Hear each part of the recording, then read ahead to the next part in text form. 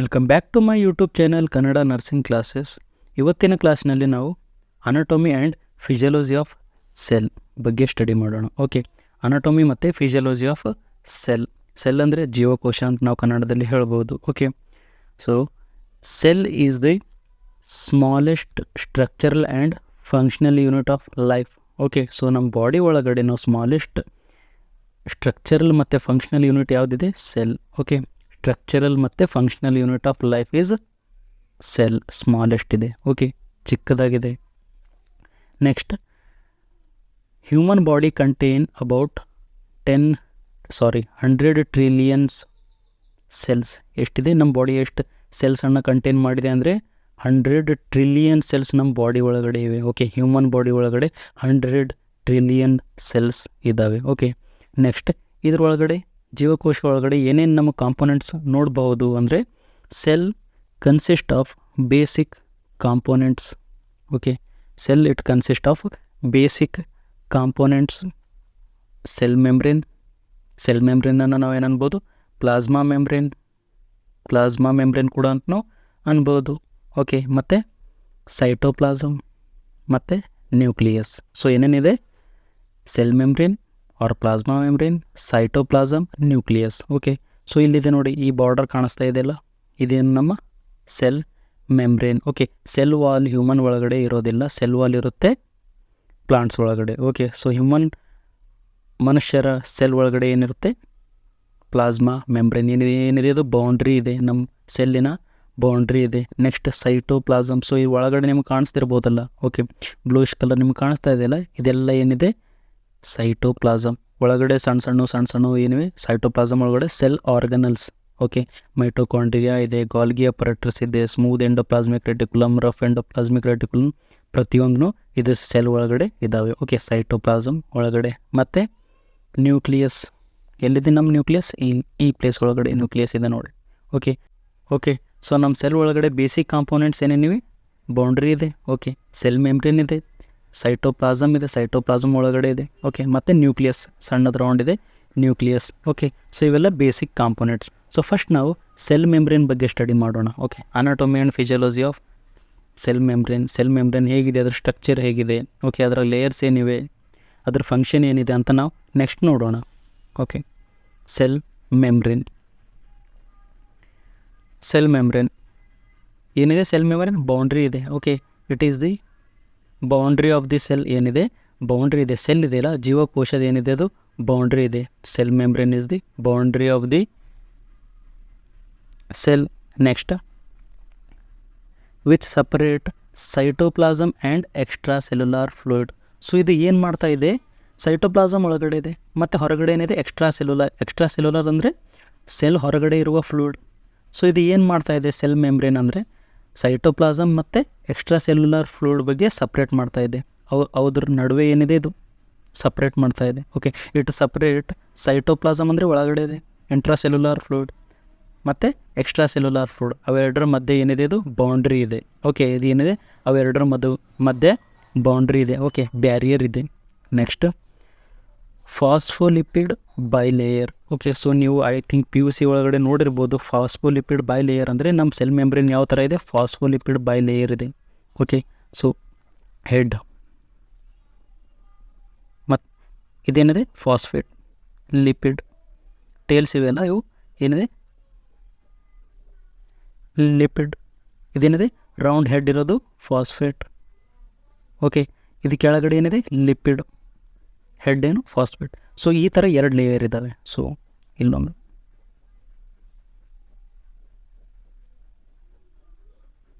Okay ನೋಡಿರಲ್ಲ. So ಇದೇನಿದೆ? Phosphate. ಇದೇನಿದೆ? ಲಿಪಿಡ್. ಸೊ ಏನಾಗಿದೆ ಇಲ್ಲಿ? ಫಾಸ್ಫೋಲಿಪಿಡ್ ಬೈ ಲೇಯರ್ ಏನಾಗಿದೆ? ಫಾಸ್ಫೋಲಿಪಿಡ್ ಇವೆ 2 ಲೇಯರ್ ಇವೆ. ಇದೊಂದು ಲೇಯರು ಮತ್ತು ಇದೊಂದು ಲೇಯರ್. ಎಷ್ಟಿದೆ? ಅದಕ್ಕೆ ನಾವು ಏನಂತೀವಿ? ಸೆಲ್ ಮೆಮ್ಬ್ರೇನನ್ನು ಫಾಸ್ಫೋಲಿಪಿಡ್ ಬೈ ಲೇಯರ್ ಅಂತ ನಾವು ಅನ್ಬಹುದು. Okay, phospholipid by layer. Head ಇದೆ. ಓಕೆ, ಹೆಡ್ ಏನಿದೆ? Water loving. Okay, hydrophilic head ಅಂತಾರೆ ಇದನ್ನು. ಓಕೆ, ಸೊ ಟೇಲ್ ಇದೆಲ್ಲ ಇದು ಹೇಟ್ ಮಾಡುತ್ತೆ, ವಾಟರ್ನ ಹೇಟ್ ಮಾಡುತ್ತೆ. ಅದಕ್ಕೆ ಹೈಡ್ರೋಫೋಬಿಕ್. ಏನು ಮಾಡುತ್ತೆ? ಇದು ವಾಟರ್ನ ಹೇಟ್ ಮಾಡುತ್ತೆ. Hydrophobic tail. ಸೊ ಅದು ನಾವು ನೆಕ್ಸ್ಟ್ ನೋಡೋಣ. ಸೊ ಏನಿದೆ ಫಾಸ್ಫೋಲಿಪಿಡ್ ಬೈಲೇಯರ್ ಅಂತ ನಾವು ಇದನ್ನು ಹೇಳ್ತೀವಿ. Okay, it is composed of 2 layer. Okay, ಏನಿವೆ 2 ಲೇಯರ್ ಆಫ್ ಫಾಸ್ಫೋಲಿಪಿಡ್. ಸೊ ಇಲ್ಲಿ ನೋಡಿವಲ್ಲ, 1 layer of phospholipid, 2 layer of phospholipid. Okay, so ಏನಿದೆ 2 ಲೇಯರ್ ಆಫ್ ಫಾಸ್ಫೋಲಿಪಿಡ್ ಲೇಯರ್ ಇದೆ. ಅದಕ್ಕೆ ಏನಂತೀವಿ ನಾವು ಫಾಸ್ಫೋಲಿಪಿಡ್ ಬೈ ಅಂದರೆ 2. ಓಕೆ, ಲೇಯರ್ ಅಂದರೆ ಲೇಯರ್ ಇವೆ. Okay, 2 layer of phospholipid. Okay, with hydrophilic head. So ಇದು ಹೆಡ್ ಇದೆಯಲ್ಲ, ಇದೇನುತ್ತೆ ವಾಟರ್ ಲವಿಂಗ್. ಸೊ ಅದಕ್ಕೆ ನಾವೇನಂತೀವಿ, ಇದಕ್ಕೆ ಹೈಡ್ರೋಫಿಲಿಕ್ ಹೆಡ್. ಏನಂತೀವಿ? Hydrophilic head. Okay, hydrophilic head facing outwards. So ಏನು ಮಾಡ್ತಾಯಿದೆ? ಹೊರಗಡೆ ಔಟ್ವರ್ಡ್ಸ್ ಮಾಡ್ತಾಯಿದೆ. ಫೇಸ್ ಯಾವ ಕಡೆ ಇದು? ಔಟ್ವರ್ಡ್ ಇದೆ. ಓಕೆ, ಔಟ್ವರ್ಡ್ ಇದೆ. And hydrophobic tail. ಸೊ ಇಲ್ಲೇನಿದೆ? ಟೇಲ್ ಇದೆ ಅಲ್ಲ, ಇದೇನಿದೆ ಹೈಡ್ರೋಫೋಬಿಕ್. ಇದು ಏನು ಮಾಡುತ್ತೆ? ವಾಟರನ್ನು ಹೇಟ್ ಮಾಡುತ್ತೆ. ವಾಟ್ರಿಗೆ ಏನು ಮಾಡುತ್ತೆ? ಹೇಟ್ ಮಾಡುತ್ತೆ. ಅದಕ್ಕೇನಂತೀವಿ ನಾವು ಇದಕ್ಕೆ ಹೈಡ್ರೋಫೋಬಿಕ್ ಟೇಲ್. ಇದು ಏನಿದೆ? Tail. Head is hydrophilic and tail is hydrophobic in nature. ಯಾವ ಕಡೆ? Facing inwards. ಸೊ ಎರಡು ಏನು ಮಾಡ್ತಾ ಇದ್ದಾವೆ? ಇನ್ವರ್ಡ್ಸ್ ಫೇಸ್ ಮಾಡ್ತಾ ಇದ್ದಾವೆ. ಓಕೆ, ಔಟ್ವರ್ಡ್ ಫೇಸ್ ಮಾಡಿವೆ. ಓಕೆ, ಸೊ ಟೇಲ್ಗಳೇನು? ಇನ್ವರ್ಡ್, ಒಳಗಡೆ ಇವೆ, ಇನ್ವರ್ಡ್ಸ್ ಫೇಸ್ ಮಾಡಿವೆ. ಓಕೆ, ಹೆಡ್ ಏನಿವೆ? ಔಟ್ವರ್ಡ್ ಫೇಸಿಂಗ್ ಇದೆ. ಟೇಲ್ ಏನಿದೆ? ಇನ್ವರ್ಡ್ ಫೇಸಿಂಗ್ ಇದೆ. ಓಕೆ, ಐ ಥಿಂಕ್ ನಿಮಗೆ ಅರ್ಥ ಆಗಿರ್ಬೋದು. Phospholipid bilayer. ಓಕೆ, ಏನಾಗಿವೆ? 2 ಲೇಯರ್ ಇದೆ ಫಾಸ್ಫೋಲಿಪಿಡ್. ಅದಕ್ಕೇನಂತೀವಿ ನಾವು ಫಾಸ್ಫೋಲಿಪಿಡ್ ಬೈಲೇಯರ್ ಇದೆ. ಓಕೆ, ಹೈಡ್ರೋಫಿಲಿಕ್ ಹೆಡ್ ಅಂದರೆ ಹೆಡ್ ಇರುತ್ತೆ ಅಲ್ಲ, ಅದೇನು ಮಾಡುತ್ತೆ? ವಾಟರ್ ಲವಿಂಗ್ ಇದೆ. ಏನಿದೆ? ಹೆಡ್ ಏನಿದೆ? ವಾಟರ್ ಲವಿಂಗ್ ಇದೆ. ಮತ್ತು ಟೇಲ್ ಇದೆ ಅಲ್ಲ, ಅದು ಹೈಡ್ರೋಫೋಬಿಕ್ ಅಂದರೆ ಹೇಟ್ ಮಾಡುತ್ತೆ, ನೀರಿಗೆ ಹೇಟ್ ಮಾಡುತ್ತೆ. ಓಕೆ, ಐ ಥಿಂಕ್ ನಿಮಗೆ ಫಾಸ್ಫೋಲಿಪಿಡ್ ಬೈಲೇಯರ್ ಅರ್ಥ ಆಗಿರ್ಬೋದು. Next, cell membrane is formed by. Okay, so cell membrane ಯಾವುದರಿಂದ ಫಾರ್ಮ್ ಆಗಿದೆ? ಏನೇನಿದೆ ಸೆಲ್ ಮೆಂಬ್ರೇನ್ ಒಳಗಡೆ ನಾವು ನೋಡಿದಾಗ. ಓಕೆ, ಸೊ ಇವಾಗ ನಾವೇನು ಫಸ್ಟು ಫಾಸ್ಫೋಲಿಪಿಡ್, ಹೌದು ಫಾಸ್ಫೋಲಿಪಿಡ್ ಲೇಯರ್ಸ್ ಇದ್ದಾವೆ ನಾವು ನೋಡಿ. ಸೊ ಡ್ರಾ ಮಾಡೋಣ ನಾವು 1 by 1. ಏನಿವೆ? ಫಾಸ್ಫೋಲಿಪಿಡ್ ಇವೆ.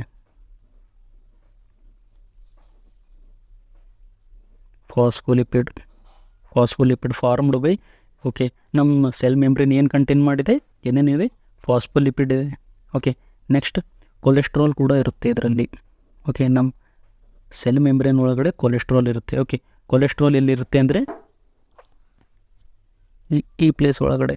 ಓಕೆ, ಸೊ ಇಲ್ಲೆಲ್ಲ ಏನಿರುತ್ತೆ? ಕೊಲೆಸ್ಟ್ರಾಲ್. ಸೊ ಇವೇನಿವೆ? ನಮ್ಮ ಫಾಸ್ಫೋಲಿಪಿಡ್.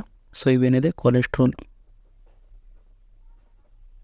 ಓಕೆ, ಸೊ ನೆಕ್ಸ್ಟ್ ನಾವು ನೋಡ್ಬೋದು ಕೊಲೆಸ್ಟ್ರಾಲ್ನು ಇದೆ. ನೆಕ್ಸ್ಟ್ ಪ್ರೋಟೀನ್ ಇವೆ. ಓಕೆ, ಸೊ ಪ್ರೋಟೀನ್ ಒಳಗಡೆ ಭಾಳಷ್ಟು ಪ್ರೋಟೀನ್ ಬರ್ತವೆ. ಫಸ್ಟ್ ಏನಿದೆ ಇಲ್ಲಿ? ಟ್ರಾನ್ಸ್ ಮೆಂಬ್ರೇನಸ್ ಪ್ರೋಟೀನ್ ಅಂದರೆ ದೊಡ್ಡ ಪ್ರೋಟೀನ್ ಇರುತ್ತೆ, ಫುಲ್ 2 ಸೈಡ್ ಹೋಗ್ತಾ ಇದೆ.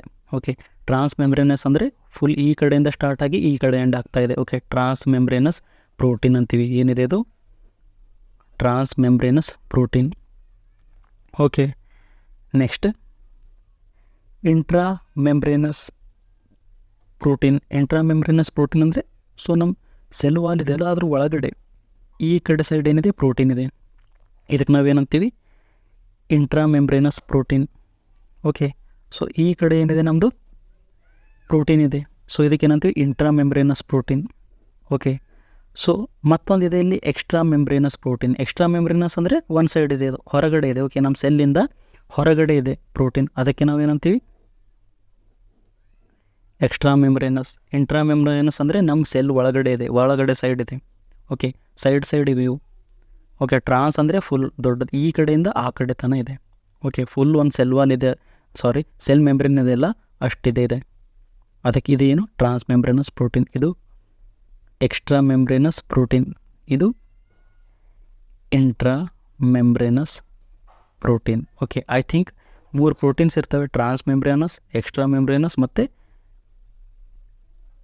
Intra membranous proteins. Okay, next glycoprotein ಎಲ್ಲಿರ್ತವೆ ಅಂದರೆ, ಸೊ ಇದು ನಮ್ಮ ಪ್ರೋಟೀನ್ ಇದೆ ಅಂತ ಅಂದ್ಕೊಳ್ಳಿ. ಓಕೆ, ಸೊ ನಮ್ಮ ಪ್ರೋಟೀನ್ ಮೇಲೆ ಏನು ಬಂದಿರುತ್ತೆ? ಕಾರ್ಬೋಹೈಡ್ರೇಟ್ ಬಂದು ಕುಂತಿರುತ್ತೆ. ಓಕೆ, ಸೊ ಇದು ನಮ್ಮ ಪ್ರೋಟೀನ್ ಅದ ಅಂತ ಅಂದ್ಕೊಳ್ಳಿ. ಸೊ ಇದ್ರ ಮೇಲೆ ಏನಾಗುತ್ತೆ, ಕಾರ್ಬೋಹೈಡ್ರೇಟ್ ಬಂದು ಅಟ್ಯಾಚ್ ಆಗುತ್ತೆ. ಓಕೆ, ಏನಾಗುತ್ತೆ, ಕಾರ್ಬೋಹೈಡ್ರೇಟ್ ಬಂದು ಅಟ್ಯಾಚ್ ಆಗಿದ್ದರೆ ನಾವು ಇವೆರಡನ್ನು ಸೇರಿಸಿ ನಾವು ಏನಂತೀವಿ, ಗ್ಲೈಕೋ ಪ್ರೋಟೀನ್. ಓಕೆ, ಏನಿದೆ, ಪ್ರೋಟೀನು ಇದೆ, ಅದ್ರ ಜೊತೆಯಲ್ಲಿ ಕಾರ್ಬೋಹೈಡ್ರೇಟ್ ಇದೆ. ಓಕೆ, ಪ್ರೋಟೀನ್ ಇದೆ, ಅದ್ರ ಜೊತೆಯಲ್ಲಿ ಕಾರ್ಬೋಹೈಡ್ರೇಟ್ ಇದೆ, ಅದಕ್ಕೆ ನಾವೇನಂತೀವಿ, ಗ್ಲೈಕೋ ಪ್ರೋಟೀನ್. ಓಕೆ, ಪ್ರೋಟೀನ್ ಮೇಲೆ ಕಾರ್ಬೋಹೈಡ್ರೇಟ್ ಬಂದು ಕುಂತಿದ್ರೆ ಅದನ್ನು ನಾವೇನಂತೀವಿ, ಗ್ಲೈಕೋ ಪ್ರೋಟೀನ್ ಅಂತೀವಿ. ಓಕೆ, ನೆಕ್ಸ್ಟ್ ಗ್ಲೈಕೋಲಿಪಿಡ್ ಕೂಡ ಇದ್ದಾವೆ. ಗ್ಲೈಕೋಲಿಪಿಡ್ ಅಂದರೆ, ಸೊ ನಮ್ಮ ಲಿಪಿಡ್ ಇರುತ್ತೆಲ್ಲ, ಇದಕ್ಕೇನಾಗಿದೆ, ಕಾರ್ಬೋಹೈಡ್ರೇಟ್ ಕನೆಕ್ಟ್ ಇದೆ. ಸೊ ನಮ್ಮ ಲಿಪಿಡ್ ಇದೆಯಲ್ಲ, ಫಾಸ್ಫೋಲಿಪಿಡ್ ಬೈಲೇಯರ್ ಒಳಗಡೆ, ಸೊ ಲಿಪಿಡಿಗೆ ಏನಾಗಿದೆ, ಕನೆಕ್ಟ್ ಆಗಿದೆ ಕಾರ್ಬೋಹೈಡ್ರೇಟ್. ಸೊ ಇದಕ್ಕೇನಂತೀವಿ ನಾವು, carbohydrate plus lipid is equal to glycolipid. Okay, I think ನಿಮಗೆ ಅರ್ಥ ಆಗಿರ್ಬೋದು. Okay, cell membrane is formed by phospholipid, cholesterol, protein ಒಳಗಡೆ ಬರ್ತವೆ, ಟ್ರಾನ್ಸ್ ಮೆಂಬ್ರೇನಸ್ ಪ್ರೋಟೀನ್. ಓಕೆ, ಮತ್ತು ಇಂಟ್ರಾ ಮೆಂಬ್ರೇನಸ್ ಪ್ರೋಟೀನ್ ಮತ್ತು extra membranous protein, glycoprotein, glycolipid. Okay, I think ನಿಮಗೆ ಅರ್ಥ ಆಗಿರ್ಬೋದು. ನೆಕ್ಸ್ಟ್ ಫಂಕ್ಷನ್ ಏನು ಮಾಡುತ್ತೆ, ನಮ್ಮ ಪ್ಲಾಸ್ಮಾ ಮೆಂಬ್ರೇನ್ ಫಂಕ್ಷನ್, ಕೆಲಸ ಏನು ಮಾಡುತ್ತೆ, ಅದ್ರ ಫಂಕ್ಷನ್ ಏನಿದೆ, ಅದ್ರ ಫಿಸಿಯಾಲಜಿ ಏನಿದೆ ಅಂತ ನಾವು ನೋಡೋಣ. ಓಕೆ, ಸೊ ಫಸ್ಟ್ ಏನು ಮಾಡುತ್ತೆ, ಇದು ಪ್ರೊಟೆಕ್ಷನ್ ಮಾಡುತ್ತೆ. ಏನು ಕೊಡುತ್ತೆ, ಪ್ರೊಟೆಕ್ಷನ್. ಓಕೆ, ಸೊ ನಮ್ಮ ಸೆಲ್ ಆರ್ಗನಲ್ಸ್ ಇವೆಯಲ್ಲ, ಅವೆಲ್ಲ ಏನಿದೆ, ಒಳಗಡೆ ಇವೆ, ನಮ್ಮ ಸೆಲ್ ಒಳಗಡೆ ಇವೆ. ಸೊ ಸೆಲ್ ಆರ್ಗನಲ್ಸನ್ನು, ನ್ಯೂಕ್ಲಿಯಸನ್ನು ಪ್ರೊಟೆಕ್ಟ್ ಮಾಡುತ್ತೆ. ಓಕೆ, ಸೊ ಇದು ನಮ್ಮ ಸೆಲ್ ಮೆಂಬ್ರೇನ್ ಇದೆಯಲ್ಲ, ಸೊ ಒಳಗಡೆ ಇರ್ತವೆಲ್ಲ ಸೆಲ್ ಆರ್ಗನಲ್ಸ್, ನಮ್ಮ ಮೈಟೋಕಾಂಡ್ರಿಯಾ, ಗಾಲ್ಗಿ ಅಪ್ಲೇಟರ್ಸ್, ನ್ಯೂಕ್ಲಿಯಸ್. ಸೊ ಇವಕ್ಕೆ ಎಲ್ಲದಕ್ಕೆ ಏನು ಮಾಡುತ್ತೆ, ಪ್ರೊಟೆಕ್ಷನ್ ಕೊಡುತ್ತೆ. ಅದು ಬೌಂಡ್ರಿ ಆಗಿದೆ ಅಲ್ಲ, ಪ್ರೊಟೆಕ್ಷನ್ ಕೊಡುತ್ತೆ. ನೆಕ್ಸ್ಟ್ ಏನು ಕೊಡುತ್ತೆ, ಇದು ಸ್ಟ್ರಕ್ಚರ್ ಕೊಡುತ್ತೆ. ಹೌದು, ಇದು ಇರಲಿಲ್ಲ ಅಂದರೆ, ಬೌಂಡ್ರಿ ಇರಲಿಲ್ಲ ಅಂದರೆ ಸ್ಟ್ರಕ್ಚರ್ ಇರ್ತಿರಲಿಲ್ಲ. ಅದಕ್ಕೆ ಇದು ಏನು ಕೊಡ್ತಾ ಇದೆ, ಸೈಜ್ ಆ್ಯಂಡ್ ಶೇಪ್ ಕೊಡ್ತಾ ಇದೆ. ಏನು ಕೊಡ್ತಾ ಇದೆ, ಸೈಜ್ ಆ್ಯಂಡ್ ಶೇಪ್ ಕೊಡ್ತಾ ಇದೆ. ನೆಕ್ಸ್ಟ್ ಲಿಮಿಟ್ ಏನು ಮಾಡುತ್ತೆ, ಸೊ ಒಳಗಡೆ ಸೈಟೋಪ್ಲಾಸಮ್ ಇದೆ ಅಲ್ಲ, ಎಲ್ಲಿ ತನಕ ಇರಬೇಕು, ಎಲ್ಲಿ ತನಕ ಇರಬಾರ್ದು ಅಂತ ಲಿಮಿಟ್ ಮಾಡುತ್ತೆ, ಅಂದರೆ ಬೌಂಡ್ರಿ ಹಾಕುತ್ತೆ. ಓಕೆ, ಏನು ಮಾಡುತ್ತೆ, ಬೌಂಡ್ರಿ ಹಾಕುತ್ತೆ, ಲಿಮಿಟ್ ಮಾಡುತ್ತೆ. Next selective permeable membrane. Selective permeable membrane ಅಂದರೆ ಪ್ರತಿಯೊಂದು ಮಾಲಿಕ್ಯೂಲ್ಸ್ಗೆ ಇದು ಎಂಟ್ರಿ ಮಾಡೋಕ್ಕೆ ಕೊಡೋದಿಲ್ಲ. ಓಕೆ, ಸ್ವಲ್ಪ ಮಾಲಿಕ್ಯೂಲ್ಸ್, ಓಕೆ, ಸೆಲೆಕ್ಟಿವ್ ಮಾಲಿಕ್ಯೂಲ್ಸ್ಗಳನ್ನೇ ಅದು ಏನು ಮಾಡುತ್ತೆ, ಎಂಟ್ರಿ ಮಾಡೋಕ್ಕೆ ಕೊಡುತ್ತೆ ಸೆಲ್ ಒಳಗಡೆ. ಓಕೆ, ಏನಿದೆ, ಇದು ಡೋರ್ ಥರ ಇದೆ. ಸೆಲೆಕ್ಟಿವ್ಲಿ ಪರ್ಮಿಯೇಬಲ್ ಅಂದರೆ ಪ್ರತಿಯೊಬ್ಬರಿಗೂ ಎಂಟ್ರಿ ಇಲ್ಲ, ಸ್ವಲ್ಪ ಜನಕ್ಕಷ್ಟೇ ಎಂಟ್ರಿ ಇದೆ. ಓಕೆ, ನಮಗೇನು ನೆಸೆಸರಿ ಇರ್ತಾವಲ್ಲ ಅವಕ್ಕಷ್ಟೇ ಏನು ಮಾಡ್ತಾ ಇದೆ, ಇದು ಎಂಟ್ರಿ ಕೊಡ್ತಾ ಇದೆ. ಅದಕ್ಕೇನಂತೀವಿ ನಾವು, ಸೆಲೆಕ್ಟಿವ್ಲಿ ಪರ್ಮಿಯೇಬಲ್ ಮೆಂಬ್ರೇನ್ ಅಂತ ಹೇಳ್ತೀವಿ. Okay, next absorption of nutrients. ಹೌದು, ಸೊ ಪ್ರತಿ ಸೆಲ್ಲಿಗೆ ಏನು ಬಾಗುತ್ತೆ, each cell need protein. Okay, ಎಲ್ಲ ಸೆಲ್ಗಳಿಗೆ ಏನು ಬೇಕಾಗುತ್ತೆ, ಪ್ರೋಟೀನ್ ಬೇಕಾಗುತ್ತೆ, ನ್ಯೂಟ್ರಿಷನ್ ಬೇಕಾಗುತ್ತೆ. ಓಕೆ, ಅದಕ್ಕೆ ಜೀವಂತ ಇರೋಕ್ಕೆ ಏನು ಬೇಕಾಗುತ್ತೆ, ನ್ಯೂಟ್ರಿಷನ್ ಬೇಕಾಗುತ್ತೆ. ಸೊ ನ್ಯೂಟ್ರಿಷನ್ ಅಬ್ಸಾರ್ಪ್ಷನ್ ಮಾಡುತ್ತೆ. ಓಕೆ, ನ್ಯೂಟ್ರಿಷನ್ ಅಬ್ಸಾರ್ಪ್ಷನ್ ಮಾಡುತ್ತೆ ನಮ್ಮ ಸೆಲ್ ಮೆಂಬ್ರೇನ್. ಮತ್ತು ಎಕ್ಸ್ಕ್ರೀಟರಿ ಫಂಕ್ಷನ್ ಅಂದರೆ, ಸೊ ವೇಸ್ಟ್ ಪ್ರಾಡಕ್ಟ್ ಇರುತ್ತೆಲ್ಲ ಸೆಲ್ ಒಳಗಡೆ, ವೇಸ್ಟ್ ಪ್ರಾಡಕ್ಟ್ ಇದ್ದರೆ ಅದನ್ನು ಹೊರಗಡೆ ಹಾಕುತ್ತೆ. ಏನು ಮಾಡುತ್ತೆ, ವೇಸ್ಟ್ ಪ್ರಾಡಕ್ಟ್ ಇರುತ್ತೆ ಇಲ್ಲ ನಮ್ಮ ಬಾಡಿ ಒಳಗಡೆ, ಸೊ ನಮ್ಮ ಸೆಲ್ ಒಳಗಡೆ ಅದು ಹೊರಗಡೆ ಹಾಕುತ್ತೆ. ಯಾರು, ನಮ್ಮ ಸೆಲ್ ಮೆಂಬ್ರೇನ್ ಏನು ಮಾಡುತ್ತೆ, ನಮ್ಮ ಸೆಲ್ಲಿಂದ ಹೊರಗಡೆ ಹಾಕುತ್ತೆ. ಓಕೆ, ನಮ್ಮ ಸೆಲ್ಲಿಂದ ಹೊರಗಡೆ ಹಾಕುತ್ತೆ. ಎಕ್ಸ್ಕ್ರೀಟರಿ ಫಂಕ್ಷನ್, ಮೆಟಾಬೋಲಿಕ್ ವೇಸ್ಟನ್ನು ಹೊರಗಡೆ ಹಾಕುತ್ತೆ. ಏನು ಮಾಡುತ್ತೆ, ಮೆಟಾಬೋಲಿಕ್ ವೇಸ್ಟ್ ಎಕ್ಸ್ಕ್ರೀಟ್ ಮಾಡುತ್ತೆ. Okay, next exchange of gases ಅಂದರೆ ಆಕ್ಸಿಜನನ್ನು ತಗೊಳ್ಳುತ್ತೆ ಮತ್ತು ಕಾರ್ಬನ್ ಡೈಆಕ್ಸೈಡ್ ಹೊರಗಡೆ ಬಿಡುತ್ತೆ. ಏನು ಮಾಡುತ್ತೆ, ಆಕ್ಸಿಜನ್ ತಗೊಳ್ಳುತ್ತೆ ಮತ್ತು ಕಾರ್ಬನ್ ಡೈಆಕ್ಸೈಡ್ ಹೊರಗಡೆ ಬಿಡುತ್ತೆ. ಓಕೆ, ಐ ಥಿಂಕ್ ಫಂಕ್ಷನ್ಸ್ ಅರ್ಥ ಆಗಿರಬಹುದು ನಿಮಗೆ. ಏನೇನಿದೆ ಫಂಕ್ಷನ್ಸ್ ಅಂದರೆ, ಪ್ರೊಟೆಕ್ಷನ್ ಕೊಡುತ್ತೆ, ಸ್ಟ್ರಕ್ಚರ್ ಕೊಡುತ್ತೆ, ಲಿಮಿಟ್ ಮಾಡುತ್ತೆ. ಓಕೆ, ಮತ್ತು ಸೆಲೆಕ್ಟಿವ್ಲಿ ಪರ್ಮಿಯೇಬಲ್ ಮೆಂಬ್ರೇನ್ ಪ್ರತಿಯೊಬ್ಬರಿಗೂ ಎಂಟ್ರಿ ಕೊಡೋದಿಲ್ಲ, ಸ್ವಲ್ಪ ಮಾಲಿಕ್ಯೂಲ್ಸ್ಗಳಿಗೆ ಎಂಟ್ರಿ ಕೊಡುತ್ತದೆ. ಓಕೆ, ಮತ್ತು ಅಬ್ಸಾರ್ಪ್ಷನ್ ಆಫ್ ನ್ಯೂಟ್ರಿಯೆಂಟ್ಸ್. ಹೌದು, ನ್ಯೂಟ್ರಿಯೆಂಟ್ಸ್ ಬೇಕು, ಅದಕ್ಕೆ ಅಬ್ಸಾರ್ಪ್ಷನ್ ಮಾಡ್ತಾ ಇದೆ. ಎಕ್ಸ್ಕ್ರೀಟರಿ ಫಂಕ್ಷನ್, ಮೆಟಾಬೋಲಿಕ್ ವೇಸ್ಟನ್ನು ಏನು ಮಾಡ್ತಾ ಇದೆ, ಹೊರಗಡೆ ಹಾಕ್ತಾ ಇದೆ. ಮತ್ತು ಎಕ್ಸ್ಚೇಂಜ್ ಆಫ್ ಗ್ಯಾಸಸ್. ಓಕೆ, ಪ್ರತಿ ಸೆಲ್ ಏನು ಬೇಕಾಗುತ್ತೆ, ಎಲ್ಲ ಸೆಲ್ಗಳಿಗೆ ಏನು ಬೇಕಾಗುತ್ತೆ, ಆಕ್ಸಿಜನ್ ಬೇಕಾಗುತ್ತೆ. ಅದಕ್ಕೋಸ್ಕರ ಆಕ್ಸಿಜನಿಗೆ ಏನು ಮಾಡುತ್ತೆ, ಆಕ್ಸಿಜನಿಗೆ ಇದು ಅಬ್ಸರ್ವ್ ಮಾಡುತ್ತೆ ಮತ್ತು ಕಾರ್ಬನ್ ಡೈಆಕ್ಸೈಡ್ ಇದೆಲ್ಲ ಅದಕ್ಕೆ ಎಮಿಟ್ ಮಾಡುತ್ತೆ.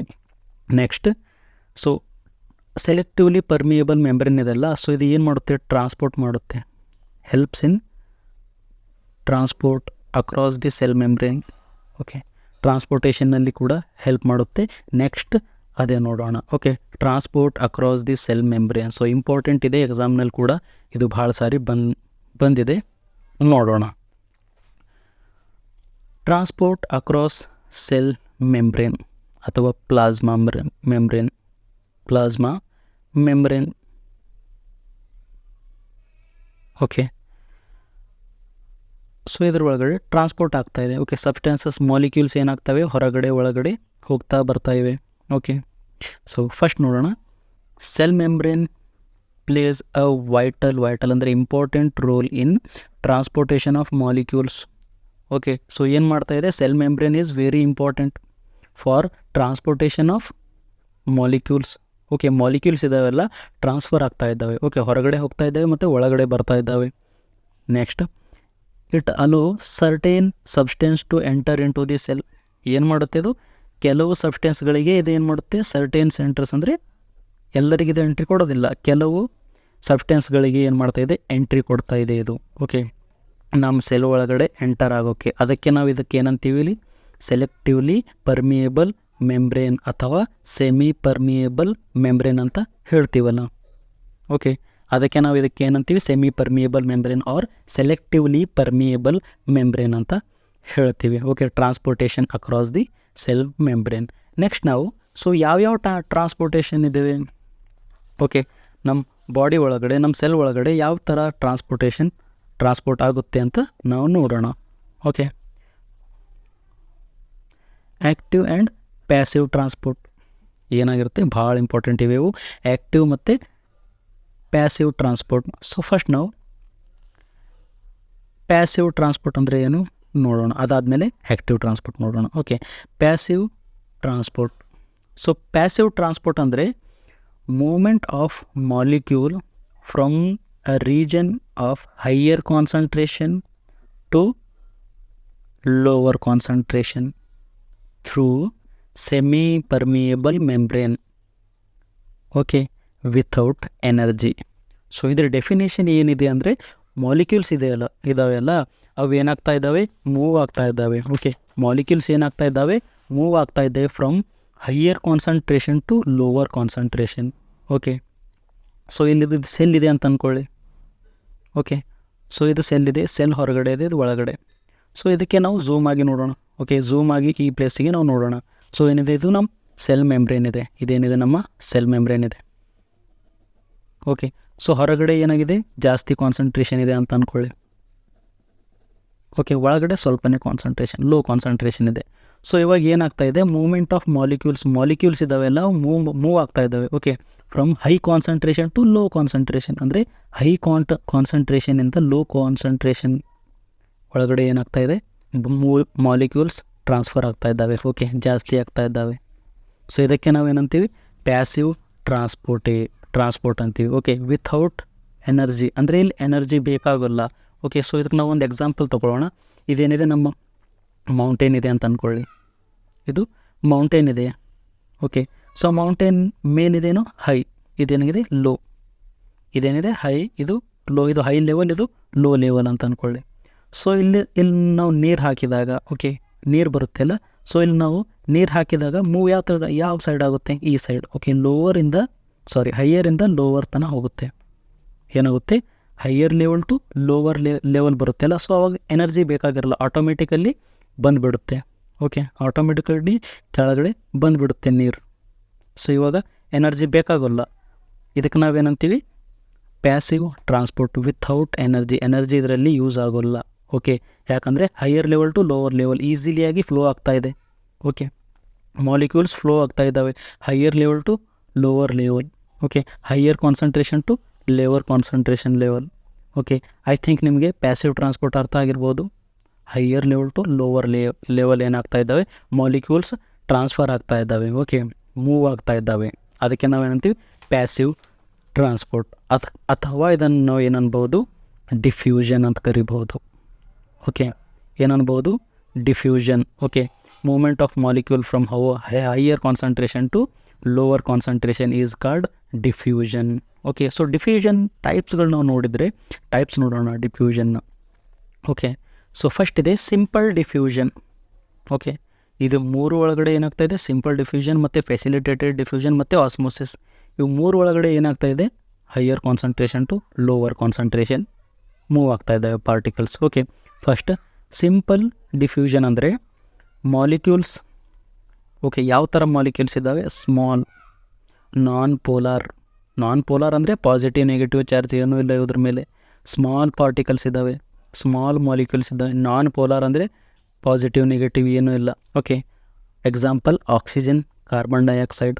Okay, smallest particles, smallest molecules such as non-polar such as oxygen and carbon dioxide move from area of high concentration to low concentration. ಇಲ್ಲೂ ಏನಾಗ್ತಾ ಇದೆ, ಹೈ ಕಾನ್ಸಂಟ್ರೇಷನಿಂದ ಲೋ ಕಾನ್ಸಂಟ್ರೇಷನ್ಗೆ ಮೂವ್ ಆಗ್ತಾ ಇದ್ದಾವೆ. ಓಕೆ, ಡಿಫ್ರೆನ್ಸ್ ಏನಿದೆ, ಸ್ಮಾಲ್ ಪಾರ್ಟಿಕಲ್ಸ್ ಇದ್ದಾವೆ, ಸ್ಮಾಲ್ ಮಾಲಿಕ್ಯೂಲ್ಸ್ ಇದ್ದಾವೆ.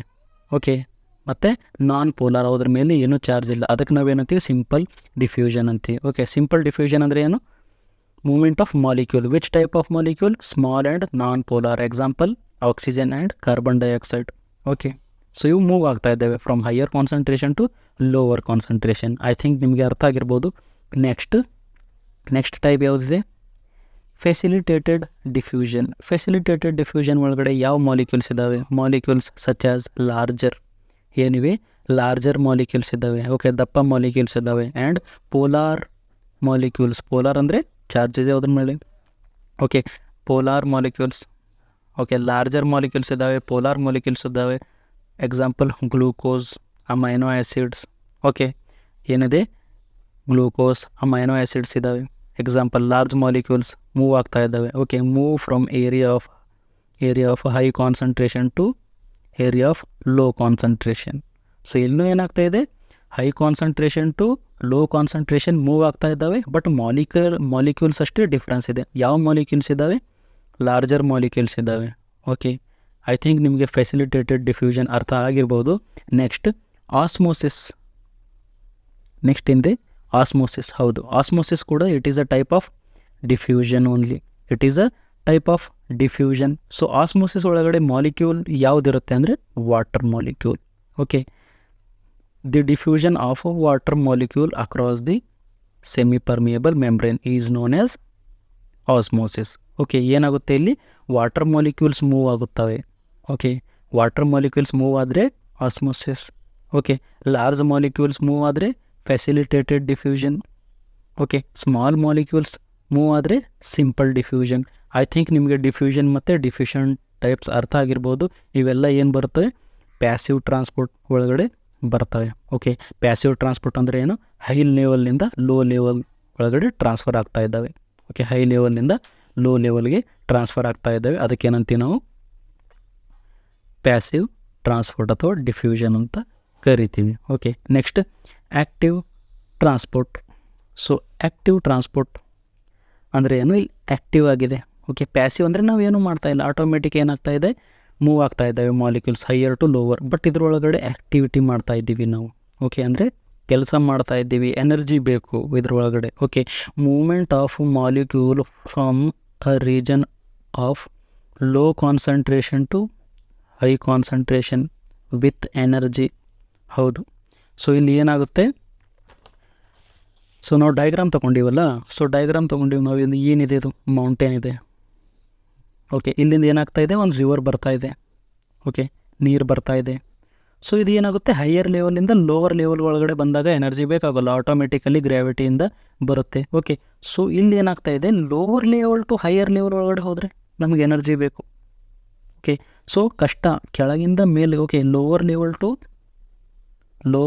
ಟು ಹೈಯರ್ ಲೆವೆಲ್ಗೆ ನಾವು ಹೋಗ್ಬೇಕಂದ್ರೆ ಏನು ಬೇಕು, ಕಷ್ಟ ಇದೆ ಜಾಸ್ತಿ. ಅದಕ್ಕೋಸ್ಕರ ನಮಗೇನು ಬೇಕು, ಎನರ್ಜಿ ಬೇಕು. ಓಕೆ, ATP ಬೇಕು. ATP ಅಂದರೆ ನಮ್ಮ ಸೆಲ್ ಒಳಗಡೆ ಎನರ್ಜಿ. ಓಕೆ, ನಮಗೆ ಎನರ್ಜಿ ಬೇಕು. ಇದಕ್ಕೆ ನಾವು ಏನಂತೀವಿ, ಆ್ಯಕ್ಟಿವ್ ಟ್ರಾನ್ಸ್ಪೋರ್ಟ್ ಅಂತೀವಿ. Okay, movement of molecule from low concentration to high, ಅಂದರೆ ಲೋ ಕಾನ್ಸಂಟ್ರೇಷನಿಂದ ಹೈ ಕಾನ್ಸಂಟ್ರೇಷನ್ ಕಡೆ ಮಾಲಿಕ್ಯೂಲ್ಸ್ ಏನಾಗ್ತಾ ಇದ್ದಾವೆ, ಮೂವ್ ಆಗ್ತಾ ಇದ್ದಾವೆ. ಓಕೆ, ಇದಕ್ಕೆ ನಾವೇನಂತೀವಿ, active transport. Okay, with energy ಬೇಕಾಗಿದೆ. ಓಕೆ, ಆ್ಯಕ್ಟಿವ್ ಟ್ರಾನ್ಸ್ಪೋರ್ಟ್ ಒಳಗಡೆ ನಮಗೆ ಎನರ್ಜಿ ರಿಕ್ವೈರ್ಮೆಂಟ್ ಇದ್ದೇ ಇರುತ್ತದೆ. ಓಕೆ, ಎನರ್ಜಿ ಇಲ್ಲ ಅಂದರೆ ಆ್ಯಕ್ಟಿವ್ ಟ್ರಾನ್ಸ್ಪೋರ್ಟ್ ಆಗೋಲ್ಲ. ಓಕೆ, ಪ್ಯಾಸಿವ್ ಟ್ರಾನ್ಸ್ಪೋರ್ಟ್ ಒಳಗಡೆ ಎನರ್ಜಿ ಬೇಕಾಗಿರಲಿಲ್ಲ. Okay, no need of energy, but ಇದ್ರೊಳಗಡೆ ನಮಗೆ ಎನರ್ಜಿ ನೀಡಿದೆ. Okay, types of active transport. I think active transport definition ಅರ್ಥ ಆಗಿರ್ಬೋದು ನಿಮಗೆ. Types of active transport types ಏನೇನಿವೆ ಇದ್ರೊಳಗಡೆ ಅಂದರೆ, first primary, secondary. Okay, first ಏನಿದೆ primary active transport. Primary active transport ಅಂದರೆ energy is directly used to move molecules from low concentration to high concentration. Okay, ಇಲ್ಲೂ ಏನಾಗ್ತಾ ಇದೆ, molecules low concentration to high concentration ತನಕ ಏನಾಗ್ತಾ ಇದ್ದಾವೆ, move ಆಗ್ತಾ ಇದ್ದಾವೆ. ಬಟ್ ಏನು ಡಿಫ್ರೆನ್ಸ್ ಇದೆ ಅಂದರೆ ಎನರ್ಜಿ ಡೈರೆಕ್ಟ್ಲಿ ಯೂಸ್ ಆಗ್ತಾ ಇದೆ. Energy is directly used to move particles. Okay, ಇಲ್ಲಿ ಏನಾಗ್ತಾ ಇದೆ, ಪ್ರೈಮರಿ ಅಂದರೆ ಡೈರೆಕ್ಟ್ಲಿ ಎನರ್ಜಿ ಯೂಸ್ ಆಗ್ತಾ ಇದೆ. ಓಕೆ, ಡೈರೆಕ್ಟ್ಲಿ ಎನರ್ಜಿ ಯೂಸ್ ಆಗ್ತಾ ಇದೆ. ಎನರ್ಜಿ ಅಂದರೆ ಏನು ಬರುತ್ತೆ, ATP. ಓಕೆ, ATP ಮಾಲಿಕ್ಯೂಲ್ಸ್ ಬರ್ತವೆ.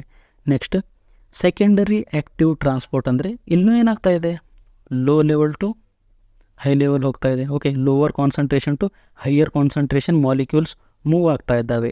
But energy is indirectly used. Okay, directly energy use ಮಾಡ್ತಾ ಇಲ್ಲ, ಇದರೊಳಗಡೆ ಇಂಡೈರೆಕ್ಟ್ಲಿ ಎನರ್ಜಿ ಯೂಸ್ ಆಗ್ತಾ ಇದ್ದಾವೆ. Okay, energy is indirectly used to move molecules from lower concentration to high concentration. Okay, I think ನಿಮಗೆ ಅರ್ಥ ಆಗಿರ್ಬೋದು. Secondary active transport ಏನಾಗುತ್ತೆ, energy indirectly use ಮಾಡ್ತೀವಿ. ಪ್ರೈಮರಿ ಒಳಗಡೆ ಎನರ್ಜಿ ಡೈರೆಕ್ಟ್ಲಿ ಯೂಸ್ ಮಾಡ್ತೀವಿ. ಓಕೆ, ಇದೆ ಇವೆರಡರ ನಡುವೆ ಡಿಫ್ರೆನ್ಸ್. ಓಕೆ, ಆ್ಯಕ್ಟಿವ್ ಟ್ರಾನ್ಸ್ಪೋರ್ಟ್ ಮತ್ತು ಪ್ಯಾಸಿವ್ ಟ್ರಾನ್ಸ್ಪೋರ್ಟ್ ಎಲ್ಲ ನಿಮ್ಗೆ ಅರ್ಥ ಆಗಿರ್ಬೋದು. ಐ ಥಿಂಕ್ ನಿಮಗೆ ಈ ವಿಡಿಯೋ ಇಷ್ಟವಾದರೆ ಲೈಕ್ ಮಾಡಿ. Thank you.